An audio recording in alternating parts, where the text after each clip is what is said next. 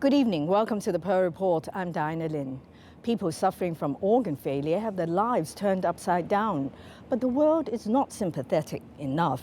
Compatible organs for transplant remain elusive. Producer Yvonne Lou talks with transplant recipients saved in the nick of time and making good use of their precious gifts.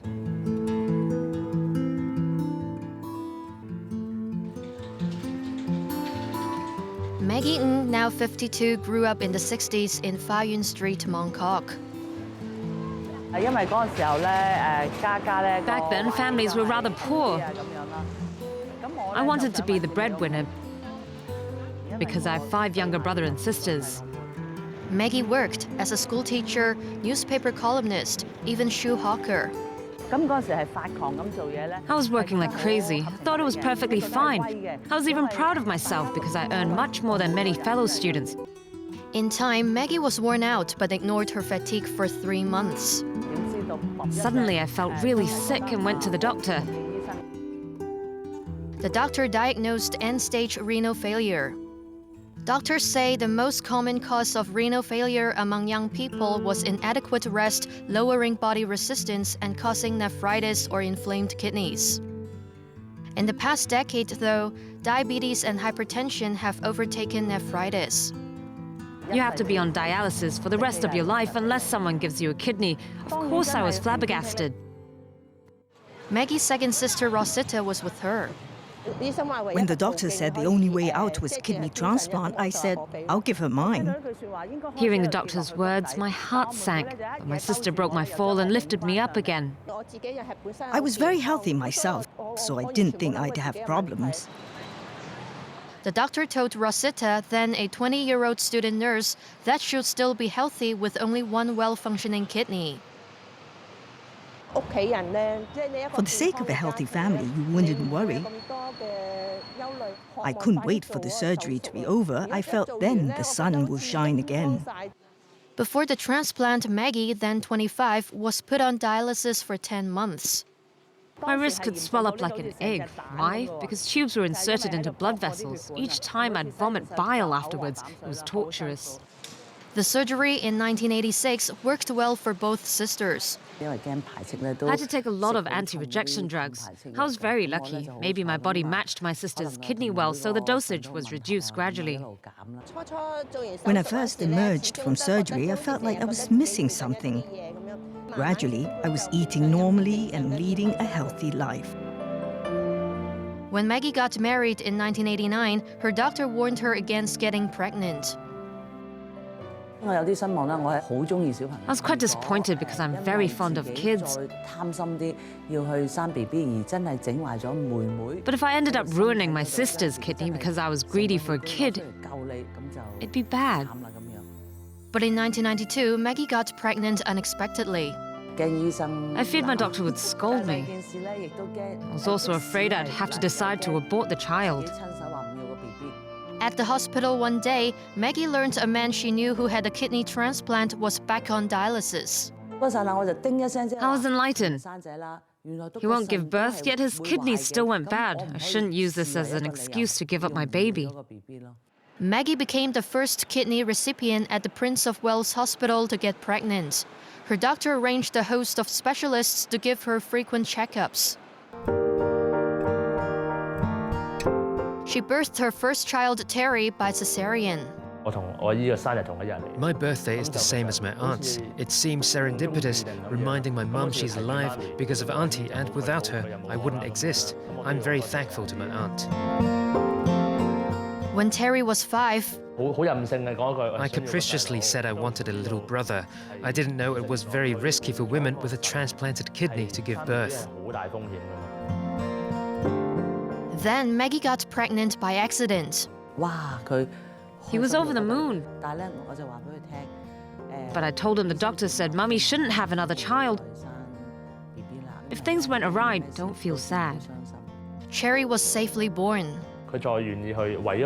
She took another risk for me and gave birth to my sister. I'm very thankful to my mum. Mom's alive today because of organ donation. And she gets involved in the advocacy of organ donation.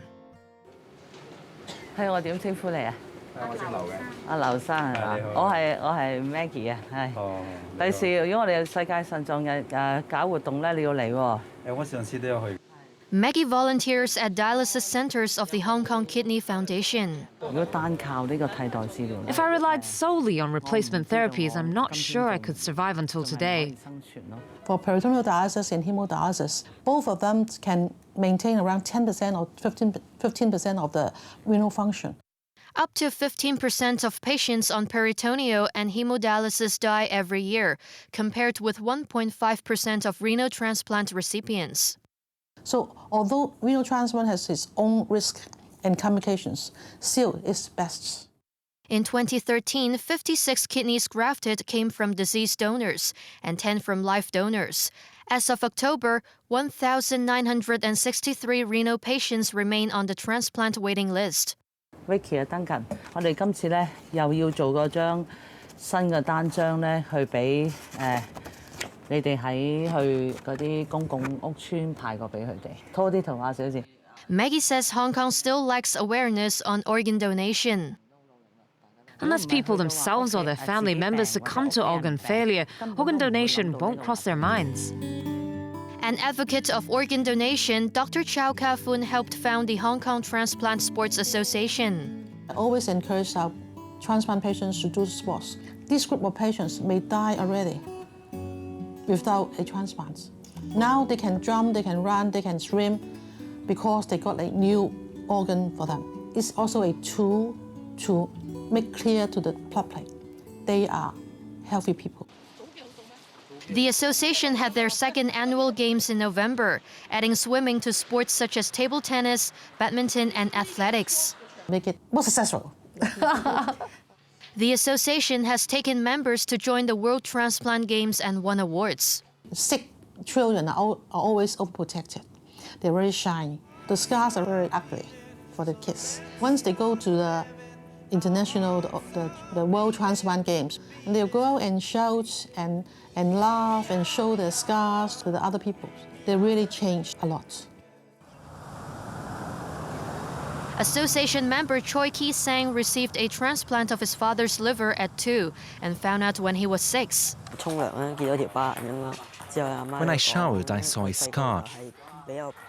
Then Mum told me my dad gave me 1/3 of his liver, put it in my tummy. That's why I'm alive today. At birth, Ki-sang's stool was white, and 3 months later, his white sclera and then his skin turned yellow. We were quite worried. The usual disease is the congenitally poor development or even absence of the bile ducts. So the kids develop jaundice, very early stage of life, and we can perform some procedures, but usually around 2/3 of this kind of procedure will fail. The last resort was liver transplant.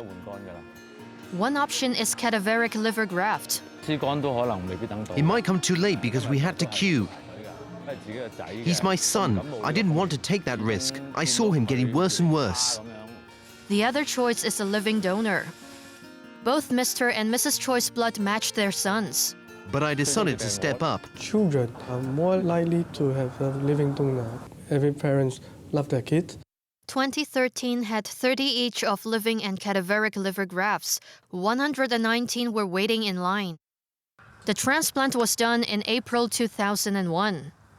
Mr. Choi, an electrical technician, returned to work within 2 weeks. Before the surgery, I was on a very bland diet. After I recovered, I didn't feel anything wrong with my body. Sometimes I don't even remember I have a scar. Ki-sang, now 14, also had a rather smooth recovery. Because he has to take anti-rejection drugs, his immunity is worse than other kids. He needs to watch his diet. I really think he's just like other kids. You can play table tennis with just a small desk and play a long time. Ki-sang has been playing ping pong for 3 years.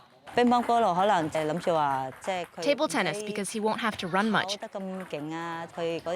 He has eczema. If he sweats a lot, he'd itch. Ki-sang developed eczema in primary 5. Scab-like patches started forming on my hands and legs. I thought it wasn't anything, just minor skin injury. The eczema gradually spread to his tummy and neck. Sometimes at night I'd scratch myself non-stop because of the eczema, depriving me of sleep and making me sluggish in class. Ki Sang and his family were approached by the Transplant Sports Association many years ago. We were the most confused. They offered us lots of information. Seeing how other kids were doing fine after liver transplants, I was reassured. When I saw other liver donors doing okay, I also felt reassured. Ki Sang has competed at the World Transplant Games in countries such as China, Sweden, and South Africa. I got to know people from different countries during competitions. There was a heart transplant recipient from Hong Kong who went with me to compete abroad in my first year. But several years later, he unfortunately died. I was quite upset. He's more confident now. He's not as shy as before because he's seen more.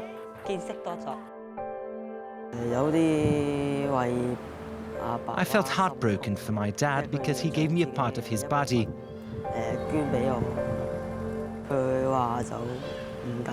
He said it was okay as long as I behave and take care of my health.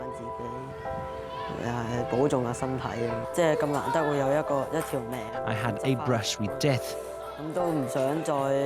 so I don't want to undergo major surgery again. I already got an organ donation card, keeping it always in my wallet. We both came out of the surgery sound and safe, so I feel a duty to help others. After the break, deceased donors saved their lives. He reconciled with the death of his son and turned it into a good deed. Stay with us.